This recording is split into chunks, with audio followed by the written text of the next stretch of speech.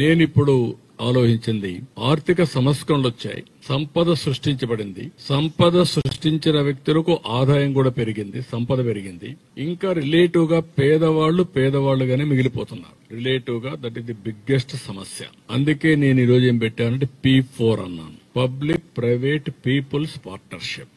High net worth individuals, మీరు ఎక్కడి నుంచో రాలేదు, ప్రభుత్వ డబ్బులతో మీరు చదువుకున్నారు. ఫస్ట్ మోర్ అడ్వాంటేజ్ వచ్చింది, మీరు తెలివితేటలు సంపాదించుకొని ముందుకు పోయారు, మీరు కష్టపడ్డారు, ఈ రోజు రాణిస్తున్నారు. మనతో పుట్టిన వాళ్ళు ఇంకా కిందనే ఉన్నారు. ఈ రోజు నేను ఇక్కడికి వచ్చాను, మా ఊరికి వచ్చాను, ఈ ప్రాంతంలోనే పుట్టాను.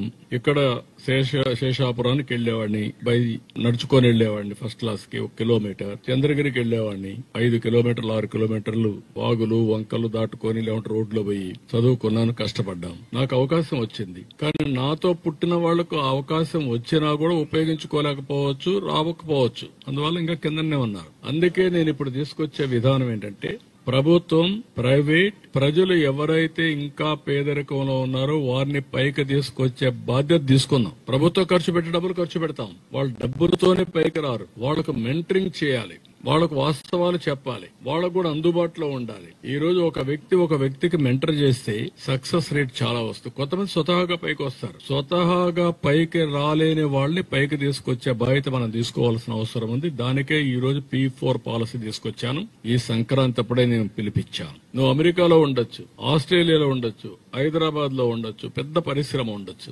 మీ వనరుల్ని మీరు పెట్టుకొని ఒకరిని చేస్తారా, 10 మందిని చేస్తారా, ఒక గ్రామాన్ని చేస్తారా, ఒక మండలాన్ని చేస్తారా, మీ శక్తిని బట్టి, మీ డబ్బుల వెసులుబాటును బట్టి ఒక మంచి మేనేజర్ని పెట్టి మీరు కూడా అది చేసి తృప్తి పొందాలి. మీరు ఒక కంపెనీ పెట్టి ఎంత ఆనందపడుతున్నారో డబ్బులు వస్తే, ఒక వర్టికల్ పెట్టి అంతమందికి పైకి తీసుకురాగలిగితే ఆ తృప్తి మీకు రావాలి. సమాజాన్ని పైకి తీసుకొచ్చాను, నా వల్ల ఈ 5,000 మంది పైకి వచ్చారు అనేది వస్తే అదే నిజమైన సమాజం. అప్పుడే మనందరికీ పండుగ రోజు, అప్పుడే హ్యాపీగా ఉంటాం.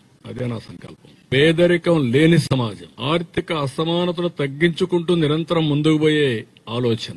దీనికి పైనుండే 10%, కింద నుండే 20% ఎప్పుడు అందుబాటులో ఉండాలో కంటిన్యూగా చేయాలి. చూసారు కదండి. మరి ఈ వీడియో కనుక మీకు నచ్చినట్లయితే ఒక లైక్ కొట్టేసి మీ అభిప్రాయాన్ని కూడా కామెంట్ బాక్స్ లో తెలియజేస్తూ ఇలాంటి ఇంట్రెస్టింగ్ అప్డేట్స్ కోసం మా ఛానల్ ని సబ్స్క్రైబ్ చేసుకోండి.